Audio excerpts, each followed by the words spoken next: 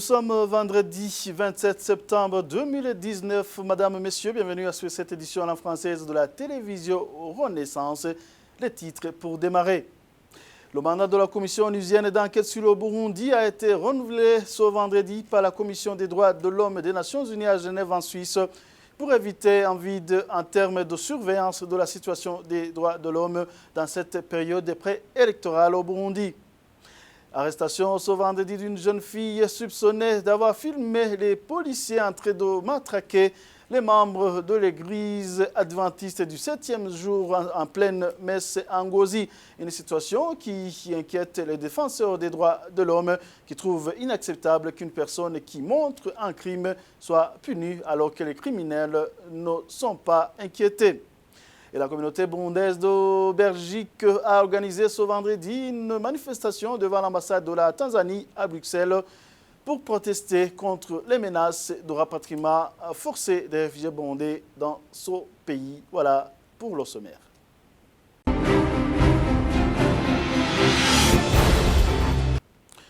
Droits de l'homme, pour démarrer cette édition, la Commission des droits de l'homme des Nations Unies a adopté ce vendredi le renouvellement du mandat de la commission d'enquête sur le Burundi. Cette adoption est passée par le vote des pays membres. 23 pays ont adopté ce renouvellement. 11 pays l'ont rejeté, tandis que 13 pays se sont abstenus. C'est ce renouvellement du mandat de cette commission dirigée par Doudou Diène vient après la présentation du rapport de cette commission sur le Burundi.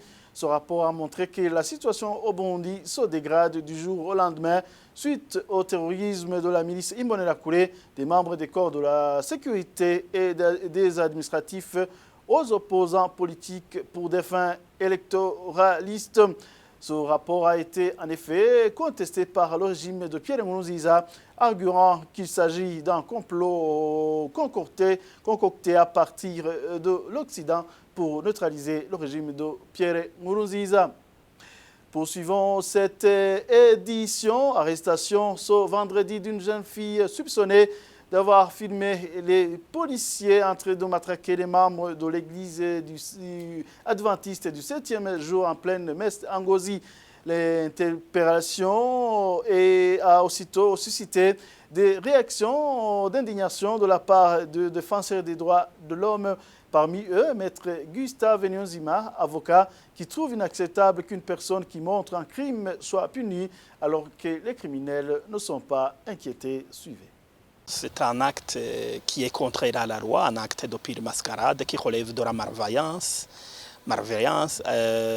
Normalement, cette fille ou cette dame, Jocelyne, du nom de Jocelyne, devait être remerciée parce qu'elle a fait montrer au monde entier, même à la justice, ce qui se passe réellement, des actes de torture, et les actes inhumains et dégradants à l'endroit des fidèles de l'église adventiste du 7e jour.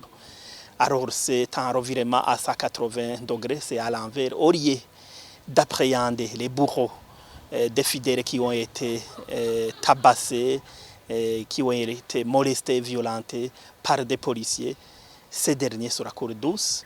Et c'est cette dame qui est appréhendée par la police. Par rapport à une approche comparative, c'est comme un bandit qui vole un objet à une personne innocente et que cette personne innocente est poursuivie en justice alors que le bandit est libre. Donc ça dépasse l'entendement humain, ce n'est pas du droit, c'est la loi de la jungle. Le crime risque d'être banalisé. C'est l'une des conséquences possibles des appels répétitifs au viol des Imbonerakure. C'est la crainte d'Anne Niyuhire, membre du directoire de la radio Inzambagate Akawe. Elle le dit à la suite d'une chanson des jeunes du CNDD-FTD qui appelle à engrosser les épouses des opposants Agato et Alexis Sinduije. Anne Niyuhire était ici l'invité de l'émission Club de la presse animée par Franck Kazi. Ça peut être un mauvais antécédent Si les Imbonerakure chantent, crient haut et fort de violer les femmes qui ne sont pas inquiétées, ça veut dire que même les autres personnes ne vont pas vont prendre ça comme un modèle et vont se permettre de commettre des crimes ou de chanter de tels propos, de faire peur aux opposants. Ça peut être aussi la recrudescence de la violence par cet appel un homme, un Imbonerakure qui va rencontrer une femme Tutsi ou une femme de l'opposition, il ne va pas avoir peur de la violer parce qu'il va se dire, ok, il y a un appel, je sais qu'ils ont dit qu'on peut faire ça et que je ne serai pas inquiétée. Donc, il y aura la recrudescence de la violence. Et puis, si une personne commet un crime ou fait un appel à la violence et qui n'est pas puni, ça veut dire les autres personnes vont constater qu'il y a du chaos. Donc, que la loi est en congé, qui peut se permettre de faire de n'importe quoi. Les conséquences sont énormes. Est-ce que ça ne peut pas pousser la population à avoir encore beaucoup plus peur? Bon, une partie. Parce qu'il y en a qui se sentent protégés, parce qu'ils disent, les Imbonerakure, c'est mon frère, c'est mon enfant, il est de mon camp. Par contre, ceux de l'opposition peuvent avoir peur, parce qu'ils se disent, ah, il y a un appel de nous faire mal. Bien sûr, ils vont rester avec la peur. Le journal poursuit. La communauté burundaise de Belgique a organisé ce vendredi une manifestation devant l'ambassade de la Tanzanie à Bruxelles pour protester contre les menaces de rapatriement forcé pesant sur les 180 000 réfugiés burundais dans ce pays. Parmi les manifestants, Pierre Claver Mbonima, président de la PRODH, il interpelle ici d'autres pays au monde entier à faire de même et manifester leur désapprobation. Suivez.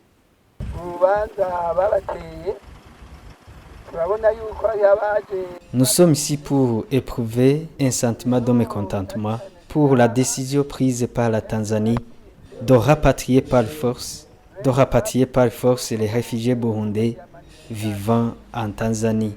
Nous sommes devant l'ambassade de la Tanzanie pour lancer un message pour que ce pays puisse se ressaisir de cette décision. Nous sommes venus alors soutenir ces réfugiés burundais. Nous profitons à les tranquilliser. Nous aimerions que les autres Burundais vivant dans différents pays organisent une telle manifestation pour soutenir les réfugiés burundais. Nous espérons que ce message va parvenir à la Tanzanie et on espère qu'il va changer d'avis.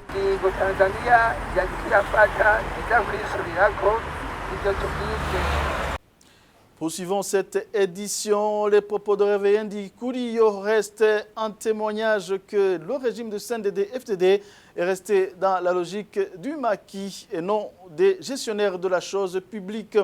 C'est ce qu'indique Frédéric Mamvugnon-Villa, politicien burundais de l'opposition, qui dit n'avoir pas été étonné de ce langage du président du Sénat. Et la somme de 5 millions qu'il a évoquée confirme que l'argent des contribuables est utilisé pour éliminer les citoyens qui ne sont membres du CNDD-FDD. On l'écoute, il a été joint par téléphone. Nous avons observé depuis que ce parti est au pouvoir, ce sont des langages déplacés qui démontrent qu'ils sont restés toujours marqués par le passage dans le maquis. Il y a des langages propres au maquis et des langages propres aux responsables de la gestion des affaires publiques. Et ces deux langages doivent être différents. Malheureusement, on constate qu'il y a justement une confusion entre les deux. Dire que mettre à prix la tête d'un citoyen pour avoir commis ceci, pour avoir commis cela, eh bien, la solution n'est pas l'exécution extrajudiciaire. Dès lors que la justice est là pour régler ce genre de problème qui se pose au niveau national. Et je considère donc que le président du Sénat n'a pas encore compris qu'il est le responsable d'une institution qui provient de l'élection du peuple et que par conséquent, il doit être à la hauteur et garder un langage digne d'un homme du temps. Il faut savoir qu'on ne peut pas mettre à prix officiellement comme ça la tête de quelqu'un parce que la justice est là pour trancher. La justice est là pour régler des problèmes qui peuvent se poser. Mais la justice n'est pas là pour être exécutée par un homme, fut-il président du Sénat. Non, loin de là. D'entendre justement des citoyens qui rient. Est-ce que c'était pour se moquer de la personne ou c'était pour montrer qu'ils étaient contents d'entendre cela, je ne sais pas. Mais quand même, les gens ne devraient pas rire, mais ils devraient quand même être étonnés. C'est un autre témoignage de la mauvaise gestion de la chose publique, l'argent de l'État et l'argent du contribuable. Et il ne peut pas dire que c'est pour la sécurité des citoyens et qu'il a l'autorisation d'utiliser de l'argent qui ne lui est pas propre. L'argent de l'État est géré, il est supposé être géré par la Banque de la République. Je n'imagine pas qu'il irait à la BRB pour dire donnez-moi cet argent parce que j'ai exigé qu'on m'amène tel individu vivant ou mort. Non. Et en plus, j'ai été étonné de l'utilisation du jeu, le jeu, comme si c'est lui qui prend la décision, c'est lui qui exécute ceci ou cela, le jeu, ça m'a pas étonné. Quittons politique et droits de l'homme pour passer à la page économie. Le Burundi n'a pas été refusé d'adhérer à la SADC, mais il lui est demandé de patienter pour voir réellement si le Burundi remplit toutes les conditions nécessaires. L'annonce a été faite ce jeudi par Sonia Ineseni Yubawe, porte-parole du ministère des Relations extérieures. Elle fait savoir en outre que le Burundi héberge les ressources naturelles qui facilitera le Burundi à donner sa contribution à la SADC. Suivez.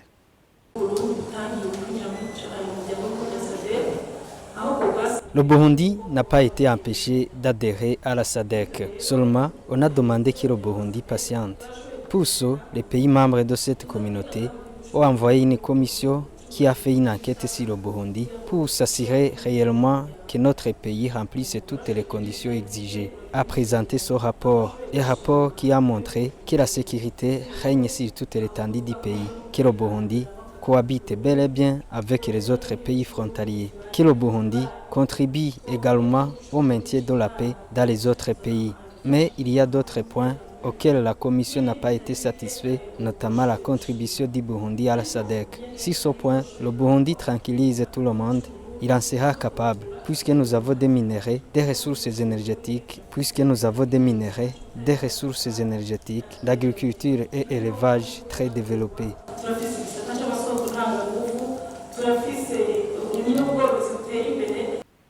Parlons éducation, on va clore cette édition. Le système éducatif burundais connaît des défis liés aux programmes qui ne correspondent pas avec l'intérêt des apprenants, des programmes qui sont appliqués sans tenir compte des moyens de son exécution. C'est ce que dit Libera Nibachirakandi, expert en éducation, après les récentes réformes en matière de l'enseignement des langues.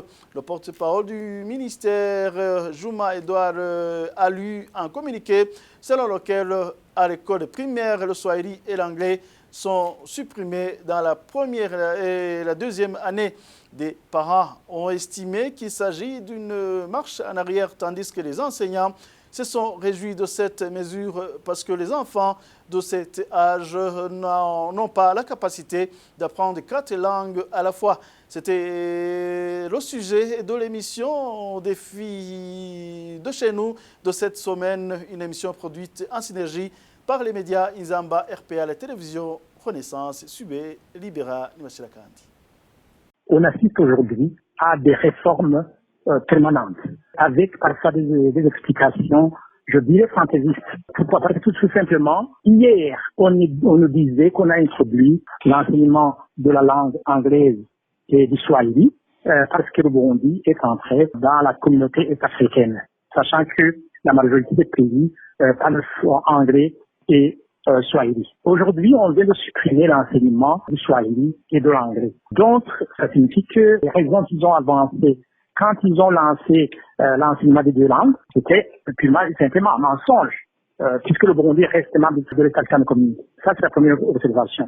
Deuxième observation, c'est que ces réformes incessantes conduisent au mauvais apprentissage de l'enfant.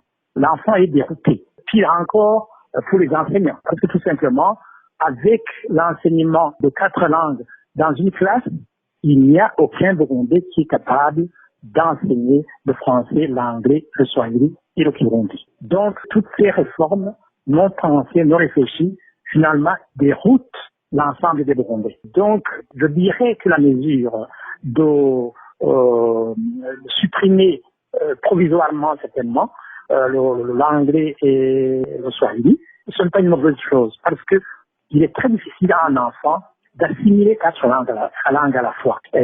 Donc, ici, ce n'est pas supprimer probablement, mais reporter l'enseignement de l'anglais et du swahili dans les années ultérieures. Vous vous rappelez que dans l'ancien système dans lequel la majorité d'entre nous ont évolué, qui n'a pas d'identité d'ailleurs, l'enseignement de l'anglais s'est introduit, je pense, à partir de la 7e année, 8e année.